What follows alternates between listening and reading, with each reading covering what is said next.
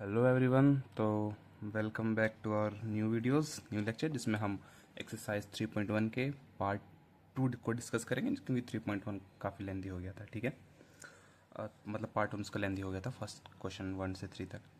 बाकी बचे हुए क्वेश्चन हम यहाँ कर लेते हैं। ओके, तो अब देखो क्वेश्चन 4 हमारे पास क्या कह रहा है कि जैसे कि मैंने कहा है, इंपॉर्टेंट ये है कि क्या क्वेश्चन पढ़ के आपको चीज़ें समझ आ रही है।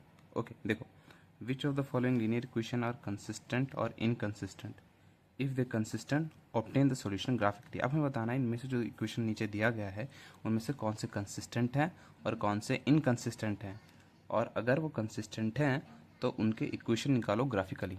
ठीक है, तो भाई हम करेंगे इसको सॉल्व। तो सबसे पहले ये जो इक्वेशन था कंसिस्टेंट या इनकंसिस्टेंट के बारे में हमें कैसे पता चलता था? हमें पता चलता था सिंपल सी चीज़ों से। एक मिनट मेरा पेपर ले लेता हूँ। जैसे कि मान लो हमारे पास ये है, ठीक है, तो A1/A2, ये बार बार हर वीडियो में बता रहा हूँ मैं, बट फिर भी सुन लो। A1/A2, B1/B2 और कल C1/C2 तीनों के तीनों बराबर हो जाए तो हमारे पास क्या होता था? कंसिस्टेंट, क्योंकि लाइन एक के ऊपर एक लाई करेगी तो इसके इन्फाइनाइट मैनी सोल्यूशन होंगे। दूसरा A1/A2 equal to B1/B2, not equal to B1/B2, इसमें लाइन इंटरसेक्टिंग होगी तो इसमें इसके यूनिक सॉल्यूशन होंगे। सॉल्यूशन और कंसिस्टेंट होगा क्योंकि इसके आंसर्स तो आएंगे ना।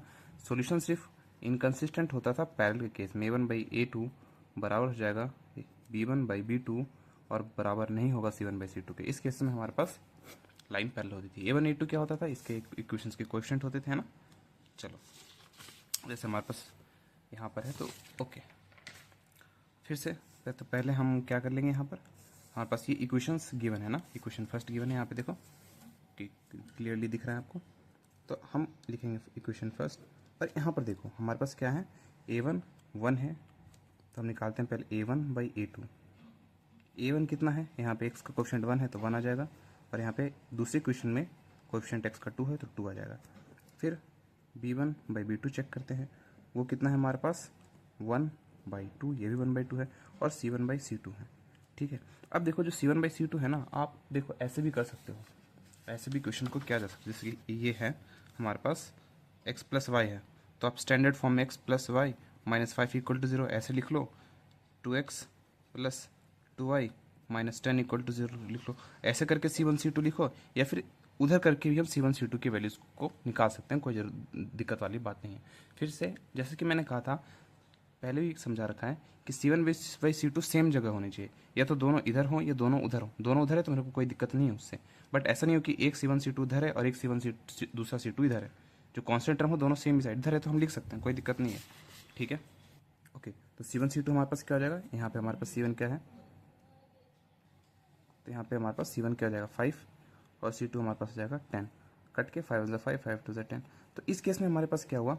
A1/A2 equal to B1/B2 equal to C1/C2 हो जाएगा। ठीक है, इस केस में हमारे पास क्या होगा? कोइंसिडेंट लाइन होगा, एक लाइन दूसरी लाइन के ऊपर लाई करेगी, तो हमारे पास इसका क्या होगा? कंसिस्टेंट होगा। तो हम इसका सोल्यूशन निकालेंगे, एक ग्राफ प्लॉट करेंगे। ठीक है, दूसरा हमारे पास क्या है? नेक्स्ट क्वेश्चन की तरफ बढ़ते हैं। मतलब पहले वाला तो कंसिस्टेंट होगा, दूसरा हमारे पास क्या है? अब हमारे पास क्या है सेकंड में? A1/A2 निकालते हैं इसका। A1/A2, इसका A1/A2 कितना होगा? इसका A1/A2 होगा, यहाँ पे x का कोएफिशिएंट 1 है, कुछ नहीं है तो 1 होता है कोएफिशिएंट, आपको पता होना चाहिए। ठीक है, ओके, और यहाँ पर इसका कोएफिशिएंट A2 का कोएफिशिएंट क्या है? 3 से डिवाइड किया। फिर B1/B2 हमने निकाला, क्या है? B1 -1, कुछ नहीं है तो साइन के साथ पुट करना, ये भी ध्यान रखना। डिवाइड बाई y का कोएफिशिएंट कितना है? -3, तो माइनस नीचे और माइनस ऊपर है तो फाइनल आंसर +1 में आ जाता है, 1/3। ठीक है, ये बेसिक्स में उम्मीद करता हूँ आपको पता होगा। नहीं है पता तो इधर देखो, जब जैसे हम सेम चीज साइन में मल्टीप्लाई करते हैं ना, जैसे -2 × -3 मल्टीप्लाई करते हैं तो प्लस में आता है आंसर। सेम अगर -2/3 हो, मल्टीप्लाई डिवाइड में सेम रहता है तो 2/3 प्लस आ जाता है। ठीक है, दोनों का अगर सेम साइन हो मल्टीप्लाई और डिवाइड में तो आंसर हमेशा प्लस में आता है। डिफरेंट साइन हो तो आंसर माइनस में आता है। तो अगर मान लो सिर्फ ये रहता 2 × -3 तो आंसर -6 में आता। ठीक है, अगर x के ऊपर साइन रहता तो आंसर माइनस में आता, बट दोनों के ऊपर अगर सेम साइन है, माइनस माइनस है, तो आंसर प्लस में आएगा। ठीक है, डिफरेंट साइन पे आंसर हमारे पास माइनस में आता है। दूसरा देखो C1/C2। ठीक है, ऐसा क्यों होता है मैं इसके लिए भी एक और वीडियो बना दूंगा, बट अभी हमें इस पे फोकस करना है। C1/C2 हमारे पास क्या होगा? 8/16, तो 8 × 8, 8 × 2 = 16, तो 1/2। अब ये हमारे पास क्या है? A1/A2 बराबर है b1/b2 के, क्योंकि 1/3 बराबर होता है b1/b2 के, बट ये बराबर नहीं है c1/c2 के। तो इस केस में हमारे पास जो इक्वेशन बनेगी कैसे बनेगी, पैरेलल बनेगी, है ना, पैरेलल, जिसमें हमारे पास लाइन, एक लाइन ऐसी होगी और ये लाइन कभी मीट नहीं करेगी, तो ये इनकंसिस्टेंट होगा, इनकंसिस्टेंट होगा, क्या होगा, इनकंसिस्टेंट। ठीक है, स्पेलिंग की अगर मिस्टेक हो जाती है तो माफ़ करना यार, हम मैथ पढ़ रहे हैं, इंग्लिश नहीं, थोड़ी इंग्लिश तो स्पेलिंग ठीक है, इंग्लिश तो ठीक है, मेरी स्पेलिंग की गलतियाँ होती हैं मेरे सारी भी। ओके, नेक्स्ट क्वेश्चन हम करते हैं थर्ड वाला पार्ट। ठीक है, तो अब हम करते हैं सेकंड वाला पार्ट, जिसमें हम निकालते हैं a1/a2, a1/a2। अब देखो a1/a2 क्या है, इसका a1 है 2 और a2 है 4। ठीक है, कट के 2 1 2 2 2 4, तो आंसर आ गया 1/2। तीसरा देखो b1/b2 निकालो, b1/b2 हमारे पास क्या है, b1 है 1, कुछ नहीं है तो कुछ कोएफिशिएंट 1 होता है ना, और इसका है -2, तो कट के हमारे पास कितना आ गया, -1/2। ठीक है, अब देखो जब a1/a2 बराबर नहीं है ना, तो और बाकी हमें कुछ चेक नहीं करना c1/c2, तो हमारे पास a1/a2 है और b1/b2। ठीक है, तो a1 और बाकी हमें c1/c2 चेक नहीं करना होता है। c1/c2 निकालो, देखो कितना है, ये हमारे पास -6/-4। ठीक है, मतलब निकाल के देख लो ताकि आपको संतुष्टि मिल जाए, 2 2 4 6। अब जाहिर सी बात है इस केस में हमारे पास क्या हुआ, ये तो दोनों इक्वल नहीं है, तो a1/a2 not equal to b1/b2, इसलिए हमारे पास c1/c2 ना बुक में भी नहीं है, c1/c2 इक्वल हो इक्वल ना हो फर्क नहीं पड़ता है। ठीक है, अब इस केस में हमारे पास क्या होगा, इंटरसेक्टिंग लाइन होगा और ये कंसिस्टेंट होगा, इसका आंसर कंसिस्टेंट होगा। ठीक है, लास्ट वाला हमारे पास क्या हो जाता है, फोर्थ देखो, फोर्थ हमारे पास बन जाता है, फोर्थ क्या बन जाएगा, a1/a2 निकालो कितना होगा, 2/4, 2 1 2 2 4, दैट इज आंसर 1/2। दूसरा है b1/b2, ये कितना होगा हमारे पास, -2/-4, 2 1 2 2 4, दैट इज -1/2। ठीक है, सॉरी +1/2 ना, दोनों के ऊपर माइनस साइन है तो आंसर प्लस में आता है, अभी तो मैंने बताया। दूसरा हमारे पास है c1/c2, तो ये हमारे पास कितना होगा, -2/-5, तो हमारे पास क्या होगा, ये +2/5। ठीक है, अब देखो a1/a2 तो बराबर है b1/b2 के, बट बराबर नहीं है c1/c2 के, तो आंसर क्या होगा, पैरेलल लाइन और ये कंसिस्टेंट। तो दोनों चीज़ों में हमने क्या देखा, सिर्फ दो ही चीज़ है जो कंसिस्टेंट हो रहा है, इसमें दो ही है ना, फर्स्ट और थर्ड ही हमारे पास कंसिस्टेंट हो रहा है। तो फर्स्ट और सेकंड की हम इक्वेशन को प्लॉट करते हैं। ठीक है, तो यहाँ पे देखो, तो हम क्या करेंगे, दोनों को प्लॉट करते हैं। ठीक है, पहले हम लिखेंगे पुटिंग, पहले हम इक्वेशन प्लॉट करते हैं, पहला पार्ट x + y = 5, तो हम पुट करते हैं, पुटिंग x = 0 पुट करते हैं इसमें, तो y कितना होगा, 0 + y = 5, तो y हमारे पास 5 हो जाएगा। ठीक है, फिर पुटिंग करेंगे, पुटिंग y = 0, y को 0 पुट करेंगे तो x + 0 = 5, तो y = 5 आ जाएगा। ठीक है, तो टेबल बना देते हैं इसका, जैसा कि हम तरीके से ही करते आ रहे थे। तो क्या होगा, जब x 0 है तो y 5 है, जब y 0 है तो x हमारे पास 5 है। सॉरी, यहाँ पे मैंने x लिख दिया, गलतियाँ होती है भाई, x = 5। ओके, तो अब हमारे पास ये रहा, अब हम दूसरी इक्वेशन की ग्राफ प्लॉट कर लेते हैं। ठीक है, सेकंड वाले ग्राफ प्लॉट कर लेते हैं, 2x + 2y = 10। अब एक टेक्निकली एक चीज़ आप लोगों को बताऊं, दोनों इक्वेशन ना सेम ही है, तो ग्राफ एक के ऊपर एक ही लाई करेगा, कंसिस्टेंट हमने देखा था ना। क्यों, फॉर एग्जांपल अगर मैं 2 कॉमन ले लूँ इस इक्वेशन से, आप खुद देखो, जैसे कि मैं 2 कॉमन ले लेता हूँ, 2x + 2y = 10, 2 दोनों से कॉमन लेता हूँ, 2x + y = 5 लिखता हूँ, 2 × 5, 2 से 2 कट गया, तो हमारे पास x + y = 5 ही तो है, दोनों सेम ही तो है। टेक्निकली हम एक ही इक्वेशन के ग्राफ को प्लॉट कर रहे होंगे। ठीक है, तो बट फिर भी वैल्यूज पुट करते हैं, और ऐसी वैल्यू पुट करते हैं जो यहाँ से थोड़ा अलग हो, ताकि आपको लगे कि पॉइंट अलग होने पर भी आंसर सेम आ जाए। कुछ चीज़ें होती हैं ना जो हमें समझ डाइजेस्ट नहीं होती ना, तो इसलिए मैं ये सब चीज़ें भी बता दे रहा हूँ। तो हम लिखते हैं यहाँ पे पुटिंग x = क्या पुट करें, x = हम पुट करते हैं 2 पुट करते हैं, x = 2। ठीक है, तो 2 × 2 + 2y = 10, तो हमारे पास कितना आ जाएगा, 2y, ये 4 है उधर जाके माइनस हो जाएगा, +4 उधर जाके माइनस हो जाएगा, 10 - 4 दैट इज़ हमारे पास आ जाएगा, दैट इज़ हमारे पास आएगा 2y = 6, 2 × 2 2 3 6, तो y = हमारे पास आ जाएगा 3। ठीक है, अब हम क्या करते हैं, पुट करते हैं, पुटिंग y = 2 पुट करते हैं, y = 2 पुट करते हैं। ठीक है, 2x + 2 × 2 = 10, तो हमारे पास 2x +4 उधर जाके -4 हो जाएगा, 10 - 4 और 2x = 6, 2 × 2 2 3 6, तो x = 3 आ जाएगा। ठीक है, तो हम इसकी टेबल क्या बनाएंगे, टेबल बनाएंगे x और y का, क्या, जब x हमारे पास 2 है तो y 3 है, जब y हमारे पास 2 है तो x 3 है। छोटा सा ही अब मैं यहाँ पे स्केच कर लेता हूँ जल्दी से। तो यहाँ पे मैंने दोनों इक्वेशन की ग्राफ को प्लॉट कर लिया है। देखो टेबल बना देखते हैं इसका, जब x 0 है तो y 5 है, x 0 है तो y 5 यहाँ पर होगा। आपको पता है y वाली लाइन पर ही x 0 होता है और x वाली लाइन पर ही y 0 होता है। ठीक है, और जब x 5 है तो y 0 है, x 5 और y 0 कहाँ हो, सिर्फ x वाली लाइन पर। तो 2 पॉइंट्स हमें मिल गए हैं, इन दोनों पॉइंट्स को स्केच कर लेते हैं। ठीक है, ये ओके, तो ये किसकी इक्वेशन है, ये इक्वेशन है हमारे पास x + y = 5, लिख देते हैं x + y = 5। दूसरी इक्वेशन है जब x2 है तो y 3 है, x2 है और y 3 है। देखो x2 और y 3 अपने आप बिल्कुल यहीं पर आ गया, इसी लाइन पर आ गया ना, अपने आप बिल्कुल इसी लाइन पर आ गया x2 y 3। दूसरा है जब x3 है तो y 2 है, x3 है y 2 है। देखो y एग्जैक्टली 2 कहाँ पे है, यहाँ से अगर हम सीधे सीधे सीधे बढ़ते जाएंगे तो यहाँ पर ही आएगा, ये क्या है 2 है, तो एग्जैक्टली हमारे पास उसी लाइन के ऊपर आ गया।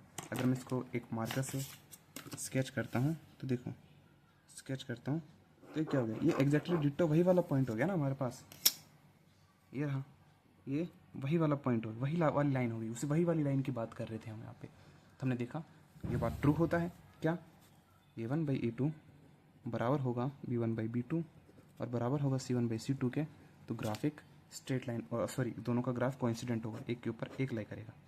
ठीक है, बढ़ते हैं नेक्स्ट क्वेश्चन की तरफ। अब थर्ड क्वेश्चन हमारे पास, ये भी कंसिस्टेंट था ना, तो इसको हम प्लॉट करते हैं। पहला जो ग्राफ है हमारे पास लेते हैं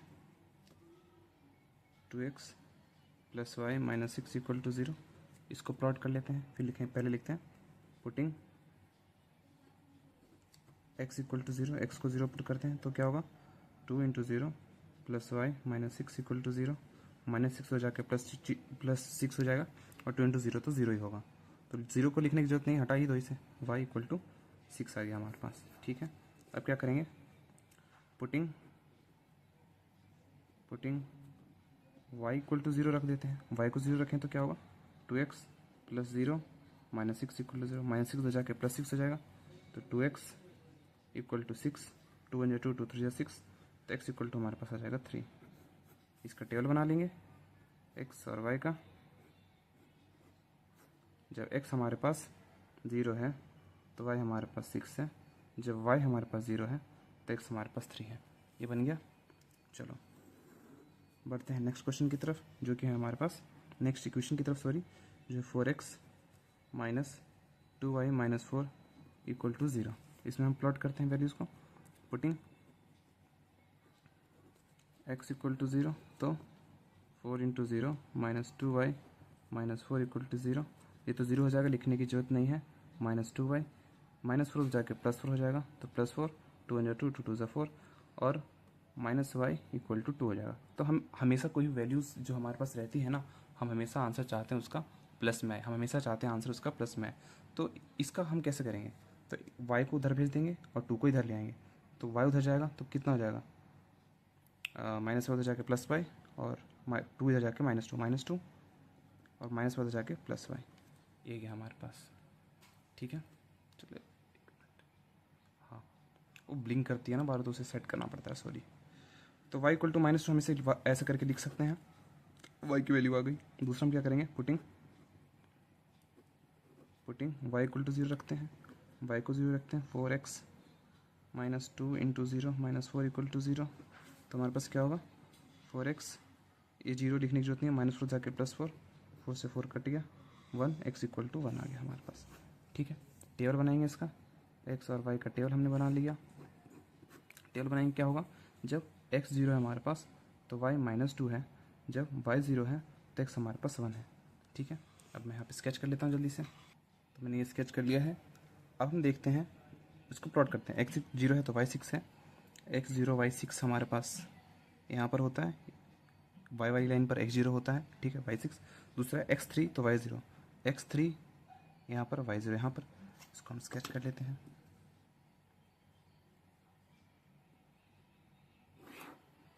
ठीक है, दूसरा है हमारे पास, जब एक्स 0 है तो वाई -2 है, एक्स 0 है वाई -2 हमारे पास यहाँ पर होगा। ठीक है, दूसरा है जब एक्स 1 है तो वाई 0 है, एक्स 1 है तो वाई 0 है, ये रहा हमारे पास। इसको हम स्केच कर लेते हैं जल्दी से।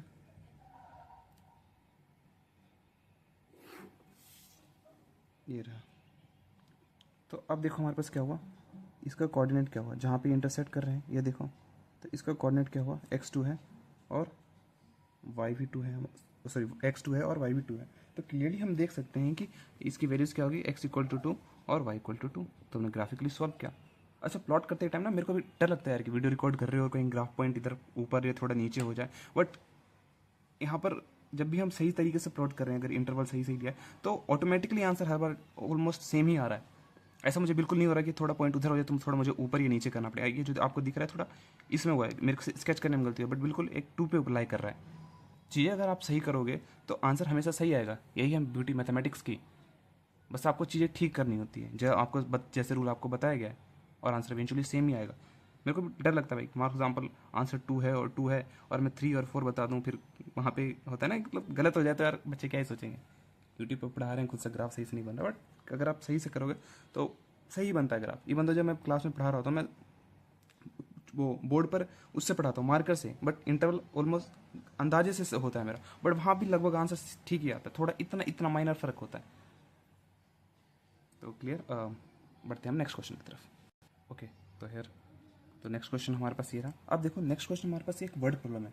तो मैं फिर से कहता हूँ कि मेन इंपॉर्टेंट है ना कि यार वर्ड प्रॉब्लम जो आप कर रहे हो तो आपको पढ़ के क्या समझ आ रहा है, ये बहुत ज़्यादा ज़रूरी है कि आपको पढ़ के समझ आ जाए। अब मान लो जैसे कि हमारे पास यहाँ पे एक बात हो रही है, एक रेक्टेंगल की, एक मिनट। अब मान लो जैसे कि एक हमारे पास क्या है, half the perimeter of rectangular garden, एक रेक्टेंगुलर का गार्डन का पेरीमीटर का आधा, बस ये एक अलग कहानी है।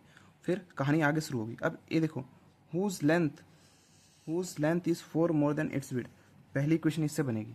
और इसके बाद ये कहानी हो रही है इस 30 सेंटीमीटर, मतलब, और हमें डायमेंशंस निकालना है। तो क्या बताया गया है, जो आपको निकालना हो उसी को एक्स और वाई ले लो, जो आपको निकालना हो उसी को एक्स और वाई ले लो। ठीक है, तो हम क्या लेंगे, let length of garden be L, length को एल मान लेते हैं। Let width of garden be, ठीक है, ये हम ले लेते हैं। अब देखो हमारे पास क्या है, एक रेक्टेंगुलर गार्डन जिसकी लेंथ को हमने एल ले लिया है और उसकी विड्थ को वी ले लिया है। तो ये क्या कह रहा है कि हुज लेंथ, जैसे ये लेंथ है, हुज लेंथ और ये विड्थ है, whose length is 4 more than its width, मतलब उसकी जो लंबाई है, लंबाई 4 ज़्यादा है विड्थ से, चौड़ाई से। मतलब क्या होगा, चौड़ाई में मैं 4 ऐड कर दूं तो क्या दोनों बराबर हो जाएंगे, जाहिर सी बात है हो जाएंगे। मतलब मुझे इसमें 4 ऐड करना है, बस हो गया कहानी। सारा कहानी इसका है, देखो जो हमने ये ऐड किया, जो एक्स्ट्रा जो हमने ये ऐड किया है इसका, कि 4 ऐड करने पर दोनों बराबर, मैंने खराब कर दिया ऐसे, बट कोई नहीं, ये रहा देखो 4 ऐड कर दिया तो इक्वल टू का साइन लगा दो, दोनों बराबर हो जाएगा। लेंथ कम था, लेंथ में हमने 4 ऐड, सॉरी विड्थ कम था, विड्थ में 4 ऐड, कितना कम था, लेंथ से 4 कम था तो 4 हमने उसमें ऐड कर दिया।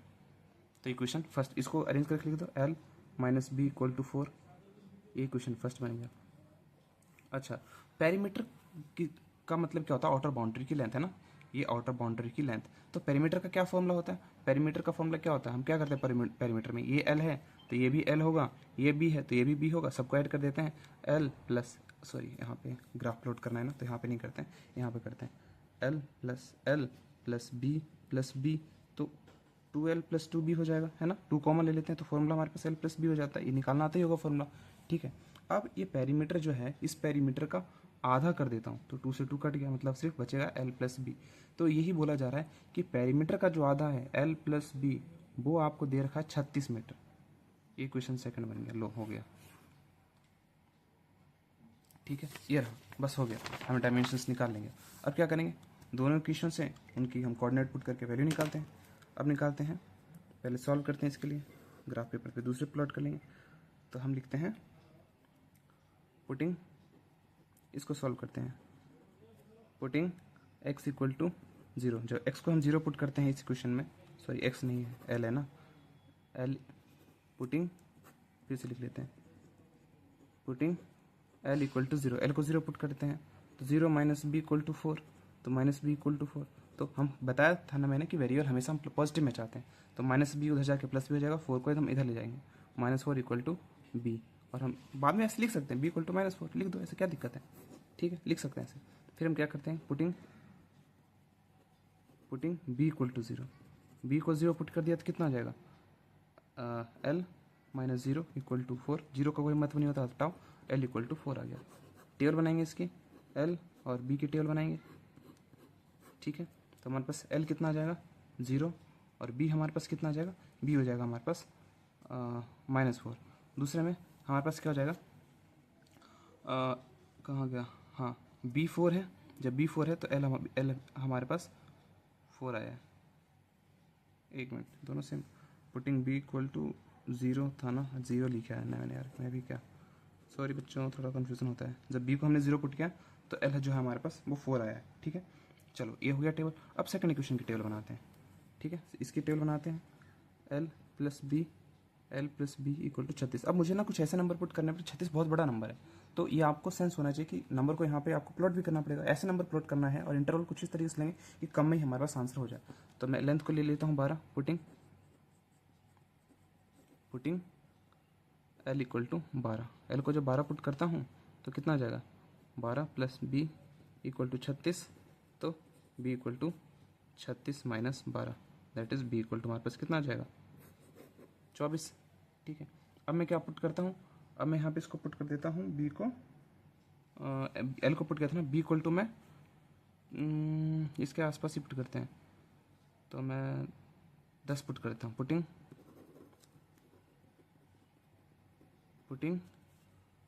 एल इक्वल टू 24 पुट करता हूँ, हाँ एल इक्वल टू 24 पुट करता हूँ, ठीक है।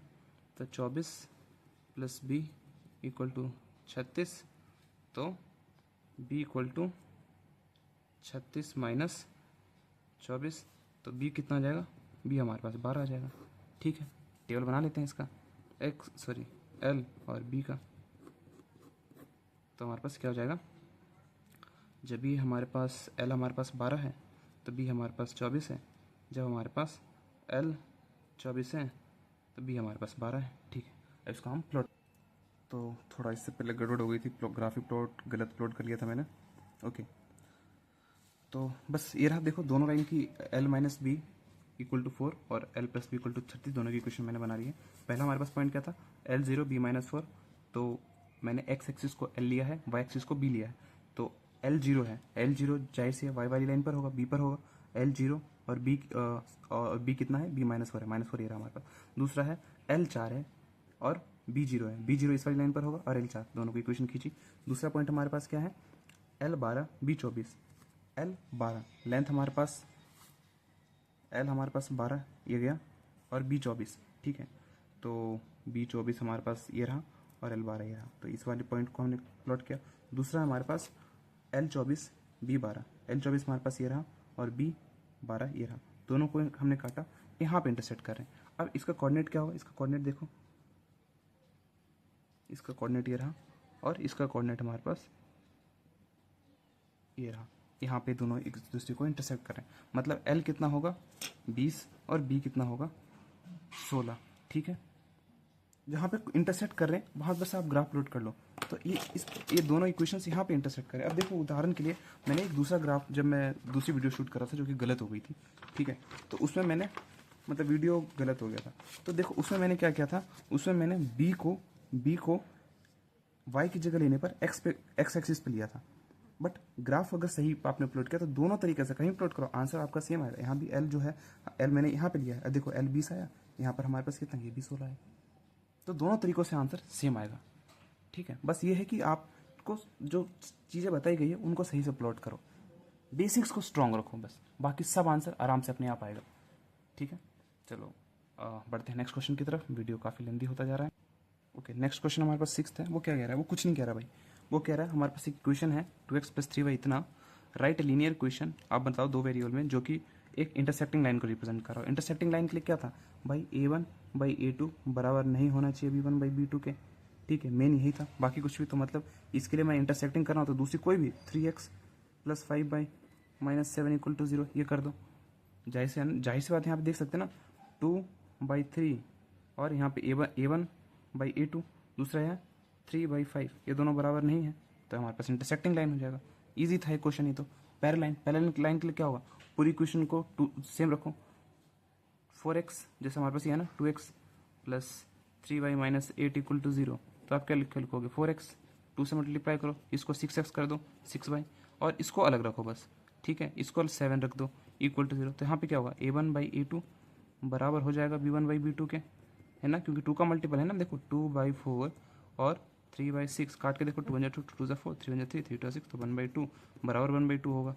बट और यहाँ पे हमारे पास क्या जाएगा? c1/c2 -8/7, जाहिर सी बात है बराबर नहीं होगा 8/7 के, तो ये हमारे पास क्या हो जाएगा? पैरेलल लाइन की इक्वेशन हो जाएगी। ठीक, लास्ट इक्वेशन देखो, ये हमारा कोइंसिडेंट लाइन, तो पूरा 2 से मल्टीप्लाई करो, 2x + 3y - 8 = 0, तो 4x + 6y - 6 = 0। कुछ ही से भी कर सकते हो, मैंने 2 से क्या, आप 100 से मल्टीप्लाई कर सकते हो, तो 200x हो जाएगा, प्लस 300y हो जाएगा, -800 हो जाएगा। ठीक है, = 0। लाइन एक के ऊपर एक लाई करेगी। ठीक है, चलो बढ़ते हैं नेक्स्ट क्वेश्चन की तरफ। चलो ये रहा, तो draw the graph of the linear equation, इनका ग्राफ बनाना है हमें, और determine the coordinates of the, चलो पहले ग्राफ बनाता हूँ, फिर बाकी की चीज़ हम, तो पहले इसको प्लॉट कर लेते हैं। पहले हमारे पास पहले इसका ग्राफ बना लेता हूँ मैं, मतलब पॉइंट निकाल देता हूँ, x - y + 1 = 0। वही क्या करते हैं, putting x = 0, putting x = 0, 0 - y + 1 = 0, तो -y उधर जाके +1 हो जाएगा, दोनों इसको उधर भेजते हैं, इसको इधर भेजते हैं, तो हमारे पास क्या हो जाएगा? 1 = -y उधर जाके +y हो जाएगा, और y = 1, इस तरीके से भी आप लिख सकते हो। मेरे को एक OCD आ रही है, मेरे को ना वेरिएबल इसी तरह से लिखना होता है। आप यहाँ भी लिख सकते हो, दोनों सही है तरीके हैं। ठीक है, y = 1 ऐसे भी पढ़ सकते हो। दूसरा है पुटिंग y = 0 पुट करते हैं, y = 0 पुट करते हैं, तो x - 0 + 1 = 0, तो x कितना जाता है हमारे पास? x आ जाता है -1। ठीक है, चलो दूसरी क्वेश्चन लिखते हैं। 3x + 2y - 12 = 0, पुटिंग x = 0 करते हैं, पुटिंग x = 0, x को 0 पुट करते हैं, 3.0 + 2y - 12 = 0, -12 जाके +12 हो जाएगा, ये 0 हो जाएगा, लिखने की जरूरत नहीं है ना, 0 को क्यों लिखना है? 2y = 12, -12 उधर जाके +12 होता है, 2 × 2 2 6 12, y = 6। आपको ये सब बेसिक पता होना चाहिए कि माइनस हो जाके प्लस होता है, प्लस हो जाके माइनस होता है। ठीक है, अब क्या करते हैं, पुटिंग y = 0, y = 0 पुट करते हैं, 3x + 2.0 - 12 = 0, -12 उधर जाके +12 होगा, इसको तो हटा देंगे, 3x क्योंकि 0 हो जाएगा ना पूरा, = -12 जाके +12 हो जाएगा, 3 × 3 3 4 12, और x = हमारे पास 4 आ जाएगा, ये गया। अब हम क्या करते हैं, यहाँ पे टेबल बना लेते हैं, x और y। जब x हमारे पास 0 है तो y कितना है? y1 है। जब y 0 है हमारे पास, तो x -1 है। ठीक है, दूसरा है, इसका टेबल बनाते हैं, x और y का। जब x हमारे पास 0 है तो y 6 है। ठीक है, जब y 0 है हमारे पास, तो x 4 है। ठीक है, अब यहाँ पे स्केच करके ले, तो वैल्यूज़ मैंने प्लॉट कर लिया है, ग्राफ प्लॉट कर लेते हैं। जब x 0 है तो y 1 है, x 0 और y 1, ये रहा हमारे पास y 1 और x 0, क्योंकि y y लाइन पर x 0 होता है। दूसरा है x - 1 y 0, x - 1 ये रहा, और y 0, इसको स्केच कर लेते हैं जल्दी से, ये हमारे पास, चलो ठीक है। दूसरा है, जब x 0 है y 6 है, x 0 और y 6, दूसरा है x 4 है y 0 है, x 4 और y 0, x y लाइन पर y 0, तो इन दोनों को हम प्लॉट कर लेते हैं। तो x हमारे पास 4 था, ठीक है, ओके, तो जल्दी से हम प्लॉट कर लेते हैं इसको।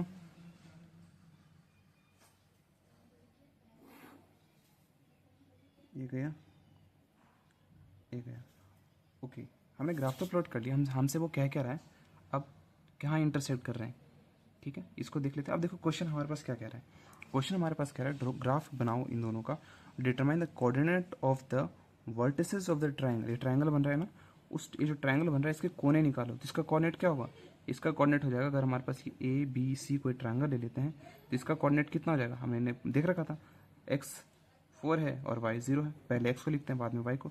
यहाँ पर x कितना है -1 है और y 0 है। अब रही बात इसके कोऑर्डिनेट की, ठीक है, तो इसका कोऑर्डिनेट कितना होगा, y हमारे पास 3 है और x हमारे पास 2 है, ठीक है, तो यहाँ पर कितना हो जाएगा, पहले x को लिखते हैं 2 और y बाद में, यहाँ पे देखो क्लियरली यहाँ पर हमारे पास कितना आ रहा है, थोड़ा ऊपर नीचे आ रहा है बट y हमारे पास 3 है और x हमारे पास y हमारे पास कितना है, y हमारे पास 3 है, x2 और y3। तो ये रहा। अब बाद में उसने बोला कि जो ट्रायंगुलर रीजन बनेगा इसको आप प्लॉट करो, इसको आप स्केच करो, तो ये हमारे पास बन गया वो ट्रायंगुलर रीजन, ठीक है। x हमारे पास 3 है और x2 है हमारे पास इसका कोऑर्डिनेट और y हमारे पास 3 है, ठीक है। आई होप चीज़ें आपको बिल्कुल क्लियर समझ आई हो। मिलते हैं नेक्स्ट वीडियोज़ में जहाँ पे हम एक्सरसाइज 3.2 का इंट्रोडक्शन करेंगे सब्स्टिट्यूशन मेथड का। बाय बाय तब तक के लिए।